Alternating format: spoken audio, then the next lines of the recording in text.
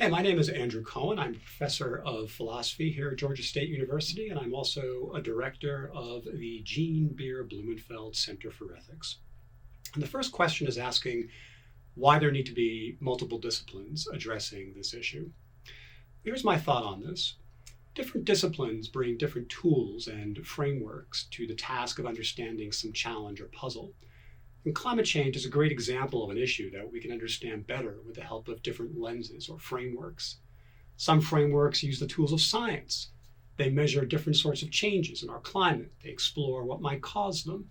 Given the many variables, they consider possible consequences of certain events or policies. Sciences are crucial for understanding climate change. So too are the social sciences, which broaden our understanding of many dimensions of climate change. They include political science, public policy, and economics. All of these disciplines do vital work for enhancing our understanding. They focus on trade-offs. They think about institutions. They help us to think about the ways we can approach a problem as complex as climate change. But the sciences and social sciences do not tell us all we need to know. We also need to appeal to the humanities. The humanities are disciplines that tell us what things mean and why they are significant. They use the tools of critical and speculative inquiry. They explore human experiences and human relationships and human institutions. They give us tools to interpret our experiences, particularly as parts of networks of meaning that span generations. The humanities include literature, religion, art, language, philosophy, and history. Each give us crucial lenses for understanding multiple dimensions of the significance of climate change.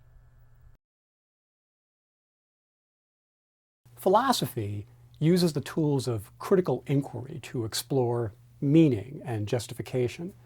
Now, when it comes to something such as climate change, philosophy isn't going to tell us whether the climate is changing or what is likely to happen in the future. Philosophy will help us figure out what is good evidence for certain conclusions. Philosophy will also help us think about who owes what to whom in light of climate change challenges. And philosophy will help us sort out what it means for a response to be justified given the risks of the impacts of climate change. And this is a big problem for climate change because of the many uncertainties. There's not much consensus about what to do about it and why, so we face tough questions about decision under uncertainty. Different areas of philosophy are going to focus on different features of climate change. Ethics, for instance, might ask about what makes acts or policies good or bad, right or wrong. Political philosophy asks about what responsibilities states have to secure certain basic rights and liberties for people. And thinkers in these areas ask questions about what, if anything, people now owe to future generations, and what such future generations may claim of people and institutions now. Justice might require some preventative measures.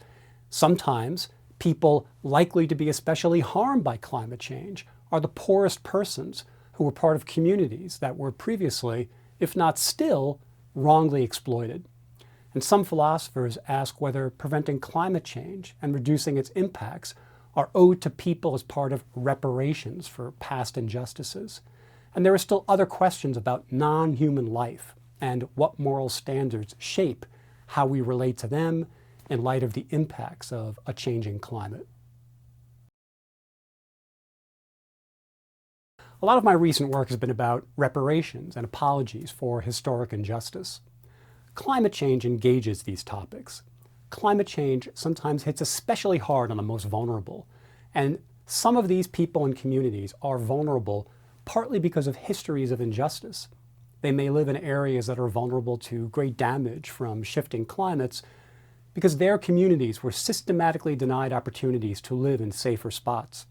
They may be poor or poorer because of histories of oppression against members of their sex, race, class, nationality, or religion. Recent work on reparations considers what, if anything, people owe to others who have been wrongly harmed. Some people explore what it is to be complicit in harm. They consider whether that is enough to make one a transgressor who must provide repair to needy others. There are other thinkers who talk about whether benefiting from histories of injustice is enough to make one required by justice to help those who have been wronged. All of this engages important questions about how and whether obligations of justice cross national boundaries, whether we have obligations to future and indeed past generations, and how to be part of providing a more just world.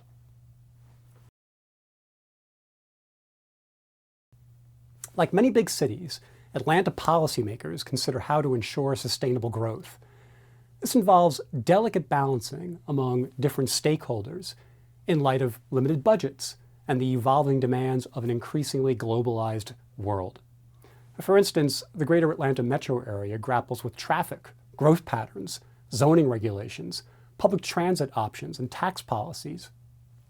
Each of these impacts the choices that persons and businesses make.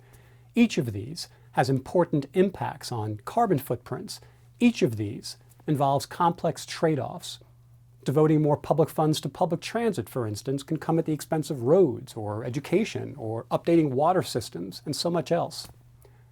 Atlanta is a regional hub in a wider system that depends on the reliable generation and provision of energy. This energy improves people's standards of living and their access to crucial opportunities. Pushing for more sustainable futures is commendable, but what it means to be sustainable is itself disputable. Policies always involve trade-offs. Reasonable people disagree about how best to make these choices. For instance, some people think the city should take a stand for sustainability and require denser housing, increase taxes on fuel, forbid the use of natural gas in new construction, and they question how it is that the state should subsidize certain agricultural practices that have big carbon footprints. There are others who think that access to reasonably priced food is a basic human right. Whether the city should subsidize or tax certain choices because of climate concerns touches on important issues about political legitimacy, the fallibility of political processes, and the challenges of legislating for diverse communities. Philosophy can help make clear what are the stakes and how to frame them. Our students are coming of age in an increasingly globalized world, marked by growing wealth, but greater awareness of the costs involved in generating that wealth. Students face choices about how to live, and those choices have impacts. And there's always some uncertainty about what might happen. Students must figure out what to eat, and especially whether to eat meat. They must determine whether to own a car, which car to own, where to live, what career to pursue, what clothes to wear, whom to have as a partner, whether to have children, how to raise children, and even something as seemingly inconsequential as whether and where to vacation. Each of these determine what shape a life will have. Each of these has profound implications for how one's life goes. Each of these involves difficult trade-offs. Climate impacts are just one among many trade-offs. Thinking carefully about this helps us get clearer on the stakes. Students might think of climate change as a platform for understanding the different lenses we might use for understanding ourselves and our world. They could allow curiosity to grow and flourish and follow it where it might take them. This is a big university in a fascinating city. Our community is filled with many opportunities to learn more about the problems people spot and how to advance the conversation about possible solutions. Be open to trying out new things.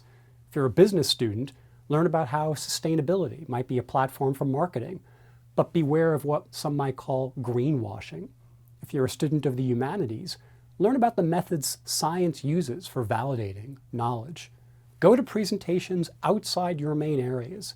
Try out new ideas. Be mindful of how climate change engages many difficult questions. Reasonable people disagree about how many of these questions should be resolved. This disagreement is not scary. It's an opportunity to learn how we can make progress despite being at odds along the way. The university has a responsibility for being a forum for fostering, generating, and propagating knowledge. Climate change has many features, and the university has many priorities as an institutional citizen of Georgia.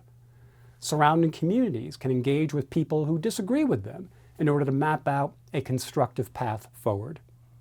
What it is to have a positive impact on climate change is something that we're still figuring out. Now, philosophy is sometimes home to rabble-rousers and activists. Recent work in public philosophy uses the tools of the field as platforms for advancing public discussion on challenging topics. Now, there are other people who aren't necessarily storming barricades, but they're doing important work to advance our understandings of the human mind, of social norms, of language, and art. Some philosophers, for instance, work with social scientists on normative change. They join together their work on normative ethics with recent advances on the understanding of social norms. There are other philosophers who do work on logic, which has important implications and connections in fields as divergent as standardized testing, corporate compliance, and in emerging fields such as artificial intelligence, cybersecurity, and international espionage. And still others draw on their work in philosophy to pursue careers in the arts. The critical tools philosophy hones make some of us extremely talented entertainers.